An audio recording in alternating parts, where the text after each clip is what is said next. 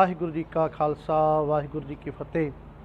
हाँ जी साध संगत जी, जिद्दां कि आपां जपजी साहिब की 8वीं पौड़ी तक सांझ पाई सी संथिया राही कि जिहड़े महंगे शब्द हैं वो आप जी नूं दसना कीते सी 8वीं पौड़ी तक कि किस तरह बोलना है। तो अगां जो बाणी दी विचार है 11वीं पौड़ी तो 8वीं तो 11वीं तो लैकर के आपां तकरीबन 20वीं पौड़ी तक विचार करांगे। सो गुरु महाराज की बाणी विच जो अगे शब्द आउंदा है जो कि सुनिया तो बाद जो कि 11वीं पौड़ी जाके समाप्ति होंदी है। 11वीं पौड़ी शुरू दे विच मन्नै की गत कही ना जाए, वो मन्नै इस तरह लिखिया होया है। मन्नै ते ज़्यादातर संगतां वल्लों कई बारी मन्ने आख्या जाता है, लिखिया होया है मन्नै की गत कही ना जाए, जे को कहे पिछे पछताए। तो आपां बोलदे हां ज़्यादातर बोलिया जाता है मन्ने की गत कही ना जाए। मन्नै और मन्ने दे विच फर्क है दलावां दा। सो जो मन्ने है उसनूं दलावां लगियां हैं, जो मन्ने हैं उसनूं एक लाम लगी हुई है। हुण जे असीं इस चीज़ का फर्क ना करांगे तो आवाज़ दे विच भी साडे जो बोलण दा तरीका है उहदे विच बड़ा फर्क पवेगा। एक पासे मन्ने की गत कही ना जाए, एक पासे आपां आख दईए जे मन्ने की गत कही ना जाए। सो इस दे विच बहुत आपां ध्यान देना है। जो लिखिया है उहिओ पढ़ना, मन्ने की गत कही ना जाए। ये जो मन्ने तुसीं सामने लिखिया देख रहे हो इस तरह उच्चारण करना है, इस तरह उच्चारण नहीं करना।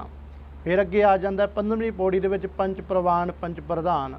हुण एक तो है प्रवान, इस तरह उच्चारण किया होया, एक पैर दे विच रारा है प्रवान।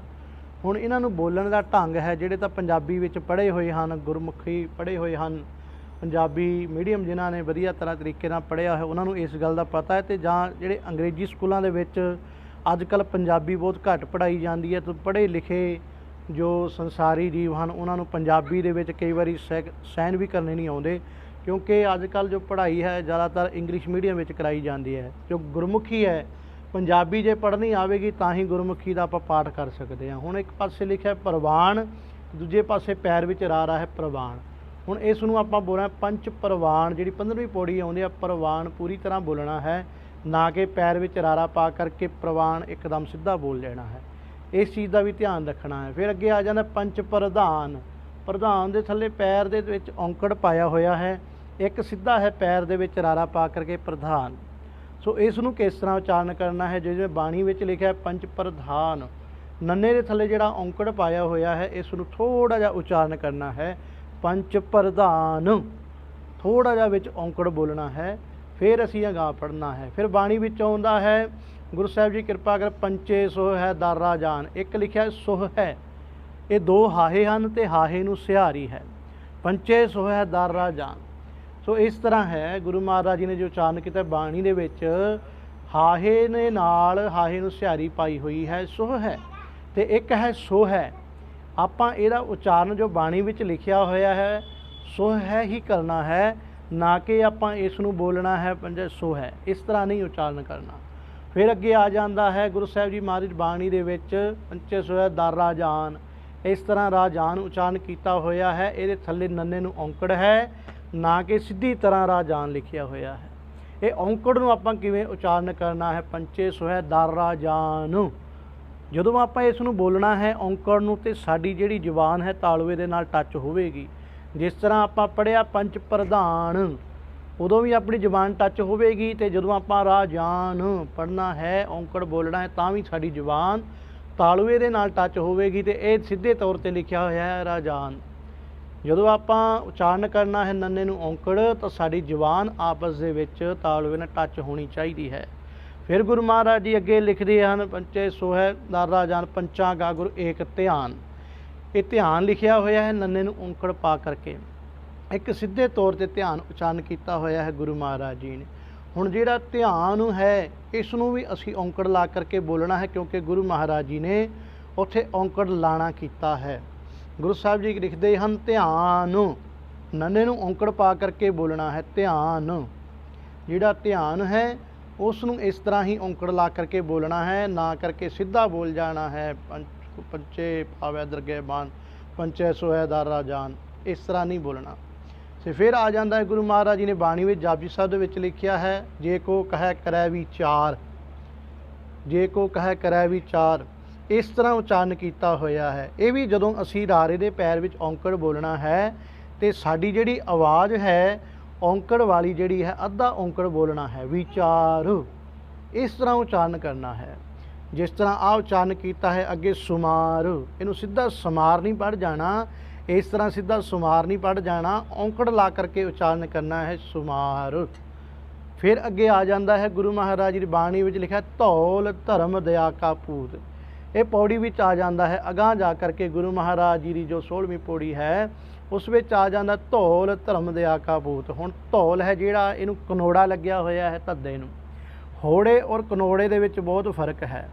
ਜਿਹੜਾ ਹੋੜਾ ਹੈ ਉਹਦੀ ਆਵਾਜ਼ ਥੋੜ੍ਹੀ ਜਿਹੀ ਘੱਟ ਬੋਲਣੀ ਹੁੰਦੀ ਹੈ, ਅਤੇ ਜਿਹੜਾ ਕਨੋੜਾ ਹੈ ਇਸ ਨੂੰ ਥੋੜ੍ਹਾ ਮਾਤਰਾ ਵੱਧ ਬੋਲਣੀ ਹੁੰਦੀ ਹੈ। ਧੌਲ ਤੇ ਲੱਲੇ ਦੇ ਥੱਲੇ ਔਂਕੜ ਵੀ ਹੈ।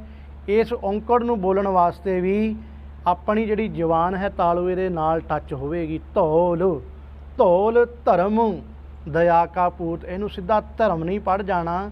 ਜੇ ਹੁਣ ਆਪਾਂ ਇਸ ਨੂੰ ਸਿੱਧਾ ਧਰਮ ਪੜ੍ਹਾਂਗੇ, ਧੌਲ ਧਰਮ ਦਇਆ ਕਾ ਪੂਤ, ਧਰਮ ਦੇ ਵਿੱਚ ਸਾਡੀ ਜ਼ੁਬਾਨ ਤਾਲੂਏ ਦੇ ਨਾਲ ਟੱਚ ਨਹੀਂ ਹੁੰਦੀ। ਇਹ ਆਪ ਜੀ ਧਿਆਨ ਦੇ ਨਾਲ ਬੋਲ ਕਰਕੇ ਦੇਖੋ। ਜਿਨ੍ਹਾਂ ਦੇ ਕੋਲ ਗੁਟਕਾ ਸਾਹਿਬ ਹਨ ਜਾਂ ਜਿਨ੍ਹਾਂ ਨੇ ਮੋਬਾਈਲ ਦੇ ਵਿੱਚ ਐਪ ਖੋਲ੍ਹਿਆ ਹੋਇਆ ਹੈ, ਇਸ ਬਾਣੀ ਦੇ ਸ਼ਬਦ ਨੂੰ ਉਚਾਰਨ ਕਰਕੇ ਦੇਖੋ। ਧੌਲ ਧਰਮ, ਜੇ ਆਪਾਂ ਔਂਕੜ ਬੋਲਣਾ ਹੈ ਧਰਮ ਦੇ ਥੱਲੇ ਜੋ ਲਿਖਿਆ ਹੋਇਆ ਹੈ ਗੁਰੂ ਮਹਾਰਾਜ ਜੀ ਨੇ, ਫਿਰ ਸਾਡੀ ਜ਼ੁਬਾਨ ਤਾਲੂਏ ਦੇ ਨਾਲ ਟੱਚ ਹੋਵੇਗੀ। ਧੌਲ ਧਰਮ ਦਇਆ ਕਾ ਪੂਤ। ਇਸ ਤਰ੍ਹਾਂ ਗੁਰੂ ਮਹਾਰਾਜ ਜੀ ਨੇ ਅੱਗੇ ਲਿਖਿਆ ਹੈ, ਗੁਰੂ ਮਹਾਰਾਜ ਜੀ ਦੀ ਬਾਣੀ ਧੌਲ ਧਰਮ ਦਇਆ ਕਾ ਪੂਤ। ਅੱਗੇ ਫਿਰ ਆ ਜਾਂਦਾ ਹੈ ਬਾਣੀ ਦੇ ਵਿੱਚ ਸ਼ਬਦ ਕੌਣ, ਠੀਕ ਹੈ ਜੀ। ਔਰ ਕੌਣ ਰੂਪ ਸਾਬੁਣ, ਜਿੱਦਾਂ ਇਹ ਪੌੜੀਆਂ ਦੇ ਵਿੱਚ ਆਉਂਦਾ ਹੈ 16ਵੀਂ ਪੌੜੀ ਤੋਂ ਲੈ ਕਰਕੇ 20ਵੀਂ ਪੌੜੀ ਤੱਕ ਇਹ ਸ਼ਬਦ ਵਿੱਚ ਆਉਂਦੇ ਹਨ, ਜਿਨ੍ਹਾਂ ਨੂੰ ਕਿ ਬੋਲਣ ਲੱਗੇ ਬਹੁਤ ਹੀ ਧਿਆਨ ਰੱਖਣ ਦੀ ਲੋੜ ਹੈ। ਗੁਰੂ ਮਹਾਰਾਜ ਜੀ ਕਿਰਪਾ ਕਰਦੇ ਹਨ। ਬਾਣੀ ਵਿੱਚ ਆਉਂਦਾ ਹੈ ਕੌਣ ਰੂਪ ਸਾਬੁਣ, ਇਸ ਨੂੰ ਆਪਾਂ ਉਚਾਰਨ ਕਰ ਦਿੰਦੇ ਹਾਂ ਜਿਸ ਤਰ੍ਹਾਂ ਕਿ ਇਹ ਰੂਪ ਹੈ, ਪੱਪੇ ਦੇ ਥੱਲੇ ਔਂਕੜ ਲਿਖਿਆ ਹੋਇਆ ਹੈ। ਪੱਪੇ ਦੇ ਥੱਲੇ ਔਂਕੜ ਲਿਖਿਆ ਹੋਇਆ ਹੈ ਗੁਰੂ ਮਹਾਰਾਜ ਜੀ ਦਾ, ਅਤੇ ਇਹ ਆਪਾਂ ਔਂਕੜ ਜਿਹੜਾ ਬੋਲਣਾ ਰੂਪ, ਜਿਸ ਤਰ੍ਹਾਂ ਤੁਹਾਨੂੰ ਪਹਿਲਾਂ ਦੱਸਿਆ ਕਿ ਜਦੋਂ ਆਪਾਂ ਔਂਕੜ ਅੱਧਾ ਬੋਲਣਾ ਹੈ ਅਤੇ ਸਾਡੀ ਜ਼ੁਬਾਨ ਤਾਲੂਏ ਦੇ ਨਾਲ ਟੱਚ ਹੋਣੀ ਚਾਹੀਦੀ ਹੈ। ਸੋ ਇਸੇ ਤਰ੍ਹਾਂ ਕੌਣ, ਕੱਕੇ ਦੇ ਔੜੇ ਉੱਪਰ ਕਨੋੜਾ ਪਾਇਆ ਹੋਇਆ ਹੈ, ਨਾਣੇ ਨੂੰ ਥੱਲੇ ਔਂਕੜ ਪਾਈ ਹੋਈ ਹੈ। ਗੁਰੂ ਮਹਾਰਾਜ ਜੀ ਕਿਰਪਾ ਕਰਦੇ ਹਨ ਕੌਣ, ਇਹ ਨਾਣੇ ਦੇ ਥੱਲੇ ਔਂਕੜ ਨੂੰ ਵੀ ਥੋੜ੍ਹਾ ਜਿਹਾ ਬੋਲਣਾ ਹੈ। ਫਿਰ ਅਗਾਂਹ ਆਪਾਂ ਜੇ ਚੱਲੀਏ, ਫਿਰ ਗੁਰੂ ਮਹਾਰਾਜ ਜੀ ਦੀ ਬਾਣੀ ਦੇ ਵਿੱਚ ਜੋ ਕਿ 20ਵੀਂ ਪੌੜੀ ਦੇ ਵਿੱਚ ਆ ਜਾਂਦਾ ਹੈ ਭਰੀਐ ਹੱਥ ਪੈਰ ਤਨ ਦੇਹ ਪਾਣੀ ਧੋਤੈ ਉਤਰ ਸਖੇ ਮੂਤ ਪਲੀਤੀ ਕੱਪੜ ਹੋਏ ਦੇ ਸਾਬੂਨ ਲਈਐ ਉਹ ਧੋਏ। ਜ਼ਿਆਦਾਤਰ ਸੰਗਤਾਂ ਦੇ ਵਿੱਚੋਂ ਇਸ ਸ਼ਬਦ ਨੂੰ ਸਾਬਣ ਪੜ੍ਹਿਆ ਜਾਂਦਾ ਹੈ ਸਿੱਧੇ ਤੌਰ 'ਤੇ। ਜੇ ਆਪਾਂ ਕਰੀਏ ਸਿੱਧੇ ਤੌਰ 'ਤੇ ਸਾਬਣ ਪੜ੍ਹਿਆ ਜਾਂਦਾ ਹੈ, ਜਦ ਕਿ ਗੁਰੂ ਮਹਾਰਾਜ ਜੀ ਨੇ ਇਹ ਸ਼ਬਦ ਦੇ ਥੱਲੇ ਬੱਬੇ ਨੂੰ ਦਲੈਂਕੜ ਅਤੇ ਨਾਣੇ ਨੂੰ ਔਂਕੜ ਵੀ ਲਾਇਆ ਹੋਇਆ ਹੈ। ਇਹ ਮਾਤਰਾ ਕਿਸ ਤਰ੍ਹਾਂ ਬੋਲਣੀ ਹੈ, ਸਾਬੂਨ, ਇਸ ਤਰ੍ਹਾਂ ਉਚਾਰਨ ਕਰਨੀ ਹੈ। ਇਹ ਵੀ ਬੋਲਣ ਲੱਗੇ ਸਾਨੂੰ ਥੋੜ੍ਹਾ ਭਾਰੀ ਆਵਾਜ਼ ਦੇ ਵਿੱਚ ਸਾਬੂਨ, ਰਾਣੇ ਦੇ ਥੱਲੇ ਜਿਹੜਾ ਔਂਕੜ ਹੈ ਉਸ ਨੂੰ ਉਚਾਰਨ ਕਰਨਾ ਹੈ। ਮਹਾਰਾਜ ਦੀ ਬਾਣੀ ਵਿੱਚ ਹੈ ਜੋ ਲਿਖਿਆ ਸੋ ਪੜ੍ਹਨਾ। ਇਤਿਹਾਸ ਤੋਂ ਤੁਸੀਂ ਜਾਣਦੇ ਹੋ, ਗੁਰੂ ਰਾਮਦਾਸ ਜੀ ਨੇ ਆਪਣੇ ਪੁੱਤਰ ਨੂੰ ਇਹ ਗੱਲ ਆਖ ਦਿੱਤੀ ਸੀ ਕਿ ਕੋਈ ਇਸ ਨੂੰ ਮੱਥੇ ਨਾ ਲਾਵੇ, ਉਹਨਾਂ ਬਾਣੀ ਦੀ ਪੰਕਤੀ ਬਦਲ ਦਿੱਤੀ ਸੀ। ਬਾਣੀ 'ਚ ਜੋ ਲਿਖਿਆ ਹੈ ਉਸੇ ਤਰ੍ਹਾਂ ਹੀ ਉਚਾਰਨ ਕਰਨਾ। ਆਪਣੀ ਮਨਮਰਜ਼ੀ ਦੇ ਨਾਲ ਅਸੀਂ ਕੋਈ ਵੀ ਸ਼ਬਦ ਨਾਲ ਐਡ ਨਹੀਂ ਕਰ ਸਕਦੇ। ਜਿਸ ਤਰ੍ਹਾਂ ਕਿ ਬਾਣੀ ਦਾ ਅਰਥ ਕੋਈ ਵੀ ਹੋਵੇ, ਅਰਥ ਭਾਵੇਂ ਮਿਲਦੇ ਜੁਲਦੇ ਹੋਣ, ਪਰ ਜੋ ਲਿਖਿਆ ਉਹੀ ਉਹ ਪੜ੍ਹਨਾ, ਇਹ ਗੁਰਮਤਿ ਦਾ ਸਿਧਾਂਤ ਹੈ। ਫਿਰ ਅੱਗੇ ਆ ਜਾਂਦਾ ਭਰੀਐ ਹੱਥ ਪੈਰ ਤਨ ਦੇ, ਉਹ ਹੱਥ ਇਸ ਤਰ੍ਹਾਂ ਲਿਖਿਆ ਹੋਇਆ ਹੈ ਬਾਣੀ ਦੇ ਵਿੱਚ, ਥੱਥੇ ਨੂੰ ਔਂਕੜ ਹੈ, ਨਾ ਕਿ ਇਸ ਤਰ੍ਹਾਂ ਕੱਲਾ ਉੱਪਰ ਅੱਧਕ ਪਾ ਕਰਕੇ ਹੱਥ ਨਹੀਂ ਲਿਖਿਆ ਹੋਇਆ। ਇਸ ਤਰ੍ਹਾਂ ਲਿਖਿਆ ਹੋਇਆ ਹੈ ਭਰੀਐ ਹੱਥ ਪੈਰ ਤਨ ਦੇ, ਇਹ ਵੀ ਔਂਕੜ ਆਪਾਂ ਉਚਾਰਨ ਕਰਨਾ ਹੈ। ਭਰੀਐ ਹੱਥ, ਇਹ ਵੀ ਬੋਲਣ ਲੱਗੇ ਪੈਰ ਦੇ ਵਿੱਚ ਜਦੋਂ ਆਪਾਂ ਔਂਕੜ ਬੋਲਣਾ ਹੈ ਥੱਥੇ ਦੇ, ਤਾਂ ਸਾਡੀ ਜਿਹੜੀ ਜ਼ੁਬਾਨ ਹੈ ਉਹ ਤਾਲਵੇ ਦੇ ਨਾਲ ਟੱਚ ਹੋਵੇਗੀ। ਇਸੇ ਤਰ੍ਹਾਂ ਫਿਰ ਅੱਗੇ ਆਉਂਦਾ ਹੈ ਤੀਰਥ ਤਪ ਦਿਆ ਦਾ ਦਾਨ ਜੇ ਕੋ ਪਾਵੈ ਤਿਲਕਾ ਮਾਨ। ਇਹ ਤੀਰਥ ਲਿਖਿਆ ਹੋਇਆ ਹੈ, ਇਹਨੂੰ ਆਪਾਂ ਸਿੱਧੇ ਤੌਰ 'ਤੇ ਤੀਰਥ ਨਹੀਂ ਪੜ੍ਹਨਾ। ਇਹਦੀ ਜਿਹੜੀ ਸਿਹਾਰੀ ਹੈ ਤੀਰਥ ਦੀ ਜੋ ਲਿਖੀ ਹੋਈ ਹੈ ਗੁਰੂ ਮਹਾਰਾਜ ਜੀ ਨੇ ਇਸ ਤਰ੍ਹਾਂ ਪਾਈ ਹੋਈ ਹੈ। ਜੋ ਇਹ ਤੀਰਥ ਹੈ ਇਹਦੀ ਸਿਹਾਰੀ ਬੋਲਣ ਵਾਸਤੇ ਥੋੜ੍ਹੀ ਜਿਹੀ ਸਿਹਾਰੀ ਦੀ ਆਵਾਜ਼ ਕੱਢਣੀ ਹੈ। ਸਿਹਾਰੀ ਦਾ ਮਤਲਬ ਅੱਧੀ ਲਾਮ, ਇਹ ਜੋ ਆਪਾਂ ਨੂੰ ਸਮਝਣ ਦੀ ਲੋੜ ਹੈ। ਜਿਸ ਤਰ੍ਹਾਂ ਇੱਥੇ ਤੀਰਥ, ਇਸ ਨੂੰ ਆਪਾਂ ਸਿੱਧਾ ਤੀਰਥ ਨਹੀਂ ਬੋਲਣਾ, ਇਸ ਨੂੰ ਬੋਲਣਾ ਤੀਰਥ, ਤੀਰਥੇ, ਥੋੜ੍ਹੀ ਜਿਹੀ ਆਵਾਜ਼ ਲਾਮ ਦੀ ਦੇਣੀ ਹੈ। ਫਿਰ ਉਚਾਰਨ ਕਰਨਾ ਹੈ ਤੀਰਥ ਤਪ ਦਿਆ ਦਾ ਦਾਨ, ਨਾ ਕਿ ਪੜ੍ਹਨਾ ਤੀਰਥ ਤਪ ਦਿਆ ਦਾ ਦਾਨ। तीरथ तप दया दा दान, जे को पावै तिलका मान। सुनिया मनिया मन कीता भाव, अंतरगत इत मन लाओ। सब गुण तेरे में नाही कोए, विण गुण कीते भगत ना होए। गुरु महाराज जी ने इस तरह बाणी विच जो उचारण कीता होया है ते आपां उसे तरह ही पढ़ना है। बाणी दे विच ऐसे कई महंगे शब्द हैं जिन्हां नूं कि समझण दी लोड़ है। कई वारी आपां गुरु घरां दे विच जां होर धार्मिक स्थानां ते देखदे हां, पाठी सिंह हुक्मनामे लैंदे हन, सो ग्रंथी सिंह हुक्मनामे लैंदे हन, आपां दुविधा विच पै जांदे हां। कई वारी बोलिया जांदा है इस तरह, अचरज